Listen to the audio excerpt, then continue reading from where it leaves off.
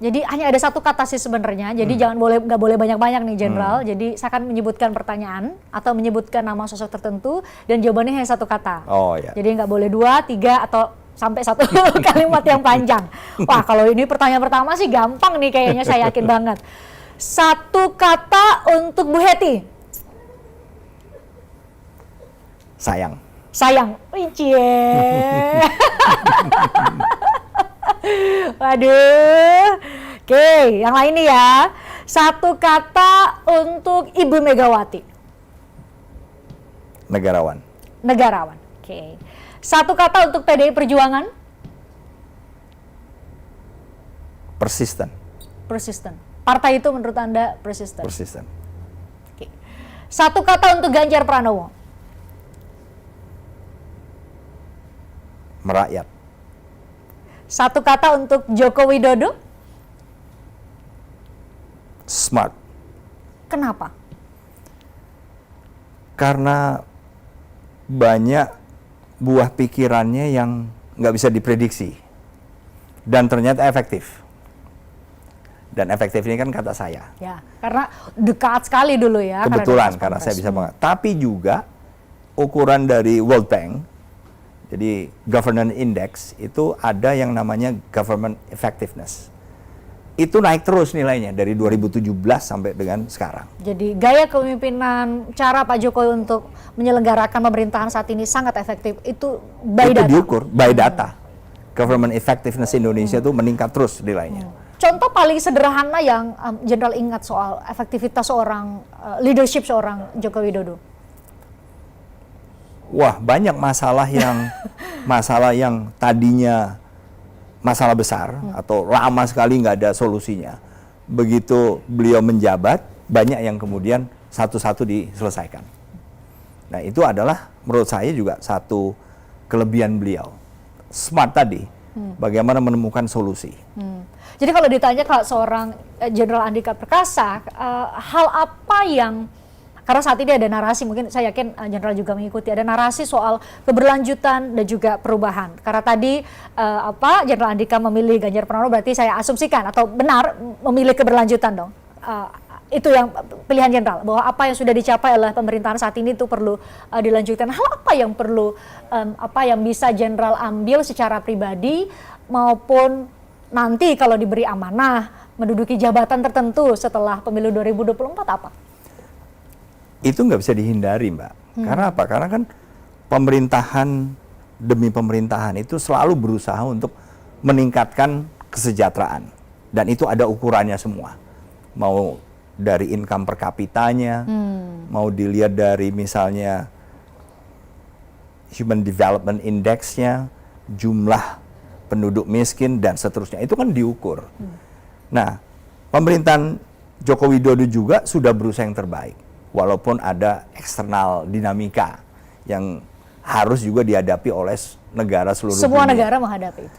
Tetapi tetap saja achievement-nya ini terlihat lebih baik. Kan ukurannya lebih baik. Berarti 2015 kondisinya gimana, sekarang lebih baik walaupun sudah ada 2 kali dinamika nih. Bayangin kalau nggak ada. Jadi bagi saya pemerintah yang akan dipilih tahun 2024 juga nggak ada pilihan lain, karena dari kondisi yang sudah dicapai pemerintahan Joko Widodo ini pasti akan ditingkatkan lagi. Jadi nggak ada ceritanya kemudian mengambil satu kebijakan yang kemudian nanti malah counterproductive. Waduh, rugi dong. Karena apa? Yang diukur beliau. Langkah mundur dong. Iya, beliau diukur. Itu nggak bisa, menurut saya nggak bisa dihindari. Oh, dilihat dari apanya tadi? Mau pertumbuhan ekonominya diukur, mau jumlah penduduk miskin, Human Development Index, dan macam-macam lah. Jadi wajar tingkat kepuasan publik sampai 78 bahkan 82% ya saat ini kepada pemerintahan Presiden Jokowi ya. Ya itu tadi, karena kan dari indikator Governance Index tadi itu government effectiveness meningkat. Kemudian rule of law itu juga meningkat. Kemudian apalagi accountability juga meningkat. Jadi itu adalah ukuran yang memang ada di benak masyarakat Indonesia. Itu dari perspektif program atau pencapaian berdasar atas berbagai sektor dan Iya. diukur secara indeks. Tapi secara personal, karena Jenderal ini kan spesial, jadi dan Pas Pampres tahu bagaimana dan pribadi mungkin bagi kami yang hanya bisa berjarak sangat jauh dengan Pak Jokowi, tapi Jenderal pernah berada sangat dekat. Menjadi Panglima, artinya itu adalah orang yang dipilih dan Iya. tentunya sudah dinilai baik oleh seorang presiden ketika memilih Panglima. Itu apa dari seorang Presiden Jokowi? Ya karena beliau smart tapi juga detail. Oh ya? Detail sekali Mbak. Detail sekali sehingga kita sebagai anak buahnya pun juga terpaksa harus mengantisipasi. Karena apa? Detailnya tadi. Kita di level misalnya menteri, kemudian Panglima TNI kan ada peluang di mana kita tidak terlalu detail. Laporan dari bawah itu yang mungkin kita laporkan ke atas. Tapi karena Pak Joko Widodo ini personality-nya juga sangat detail, jadi sering-sering menanyakan. Tapi itu kan mungkin karena jam terbang ya, pengalaman beliau dalam mewujudkan sesuatu itu ya mungkin harus meriksa hal teknis yang saya sebut detail terpikir tadi. oleh orang lain, terpikir Nah, oleh sehingga beberapa kali di awal waktu saya bekerja untuk beliau dan Pas Pampres itu kan terkaget-kaget. Waduh, ini pertanyaan yang saya boro-boro belum melakukan, kepikir aja enggak gitu loh. Kan malu juga gitu Mbak. Ya saya juga ngomong lapor apa adanya. Waduh Pak, mohon maaf itu belum terpikir tapi sekarang akan saya lakukan. Tapi ditegur 1 kali, 2 kali, 3 kali, bukan ditegur ya, ditanya hal yang saya nggak tahu. Kan malu juga dong, gengsi juga gitu Mbak. Wah kita bintang 2 kok masih aja kok kelihatannya nggak tahu apa-apa nih. Jadi itu yang kemudian membuat saya jauh lebih teliti dalam menyiapkan setiap kegiatan. Jadi jangan sampai nanti beliau tanya lagi, saya nggak tahu lagi. Nanti lama-lama kan dicap sama beliau. Ini orang ini nggak tahu apa-apa nih, gitu Mbak. Jadi banyak belajar hal baru juga ya ketika Banyak, menjadi banyak. membantu presiden, Banyak. baik sebagai dan Pas Pampres maupun sebagai Panglima TNI. Betul. Jenderal, kalau nih sekarang kan disebutnya ini masuk radar cawapres Pak Ganjar, masuk menjadi bisa jadi menjadi ketua tim pemenangan. Bahkan ada yang menyebut minimal jadi menteri lah setelah pemilu 2024. Tapi kan segala kemungkinan, saya yakin Jenderal lebih tua, Jenderal sudah mengalami hal banyak, perjalanan panjang dalam karir Jenderal.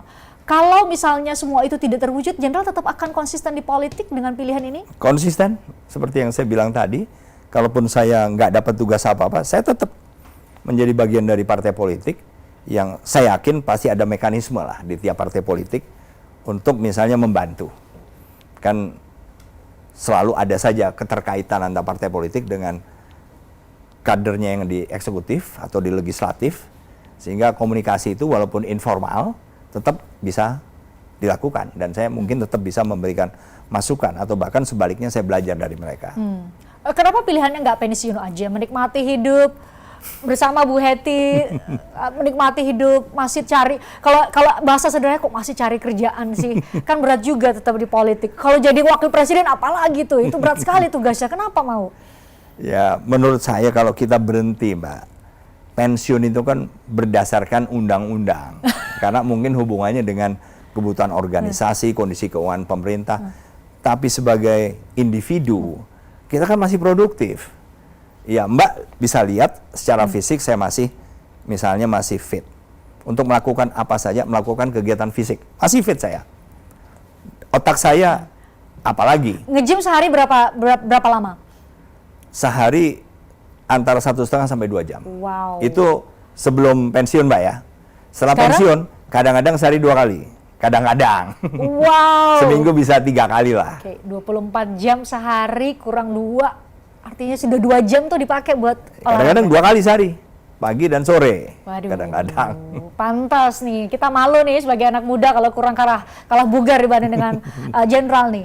Jadi tetap akan konsisten di politik, Produktif produktif, harus. itu harus. Bu, nggak mau minta Bapak pensiun aja gitu, menikmati hidup bareng Ibu aja, atau malah soalnya pilihannya ini berat juga nih, dunia politik juga Bu.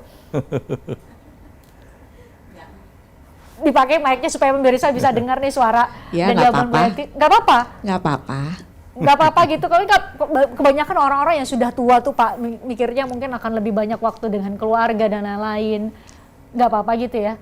Mas Andika selalu memberikan waktu kok untuk saya dan anak-anak.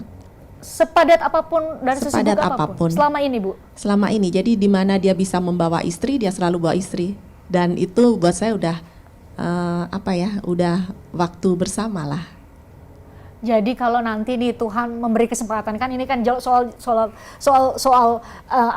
garis tangan konon katanya begitu ya. Kalau menjadi wakil presiden atau posisi apapun itu yang bakal tentu meminta begitu banyak waktu dan perhatian energi seorang suami ibu, Jenderal Andika Perkasa, kira-kira nggak apa-apa?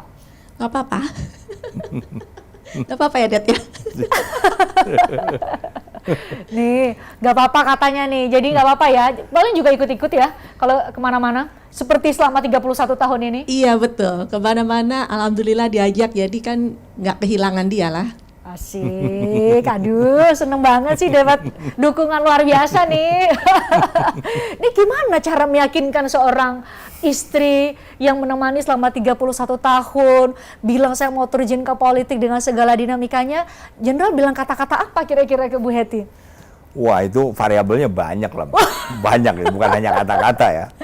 Tindakan juga mungkin bukti. Ya kan Tadi gitu. yakin banget pasti tetap akan punya waktu Jenderal kepada keluarga katanya. Harus Mbak, harus, karena apa? Itu kan kita sendiri yang ngatur.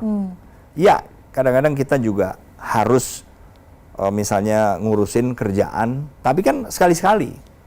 Misalnya sehingga sampai nggak pulang, itu kan nggak mungkin setiap hari. Tapi kalau kita menempatkan keluarga, perhatian kepada anak-anak tadi yang bagi saya itu adalah satu keharusan. Harus ada waktu untuk lihat jadwalnya dia, kemudian misalnya PR-PR-nya, ya itu akan menjadi jadwal kita. Jadi bagi saya, ada atau tidak waktu itu tergantung kita, apalagi juga olahraga. Oh. Tapi ada juga yang kemudian, saya nggak pernah ada waktu, ya karena kita tidak menjadikan hal itu sebagai bagian dari kebutuhan Wah. sih. Ini bahaya nih Jenderal buat suami-suami yang lagi nonton nih, berarti nanti istrinya bilang, wah berarti kamu nggak prioritasin saya seperti Jenderal Andika nih. Ini Ya persoalan bukan maksud prioritas saya ini. mau memprovok, enggak Mbak. Jenderal, ini sengaja saya simpan satu kata ini untuk menjadi bagian dari penutup kita. Bagi seorang Jenderal Purnawirawan Andika Perkasa, satu kata untuk Indonesia. Maju, Maju. maju. Di situ doa, di situ harapan, Dan itu adalah semangat. semangat, dan tidak ada kata atau pilihan untuk turun. Harus maju. Maju itu kan meningkat. Tidak ada target yang terlalu muluk-muluk lah, tapi harus maju setiap hari. Dan Jenderal bersedia mendarmamatikan waktu, energi untuk kemajuan Indonesia. Ya, saya sudah membuktikan dalam pekerjaan saya 40 tahun, dan saya juga harus bisa. Dan semua juga bisa kok, bukan saya aja. Jadi ini ajakan buat semuanya berkontribusi Iya, untuk betul, kemajuan bangsa dan betul, negara. betul. Jenderal, terima kasih sudah hadir di obrolan malam. Bu Hetty juga terima kasih sudah menemani kami ngobrol-ngobrol di obrolan malam. Sehat selalu, sukses selalu, karena belum buka partai mana nanti, katanya tetap sudah teguh pilihannya untuk terjun ke politik. Tapi doa kami sukses dan semoga bisa memberikan kontribusi yang semakin besar untuk bangsa dan negara seperti keinginan Jenderal, pun sudah pensiun sebenarnya punya pilihan. Terima kasih sudah hadir sekali lagi. Terima kasih, Sehat Mbak selalu buat Pris. Jenderal. Ya, terima Saya kasih. juga ucapkan terima kasih buat Anda pemirsa yang sudah nonton kami. Saya Pristian Grich, sampai jumpa. Tertarik dengan diskusi saya dengan para narasumber? Saksikan obrolan malam dengan topik-topik menarik lainnya. Jangan lupa subscribe ya channel YouTube Berita Satu. Like, komen, dan share video ini ya. Terima kasih.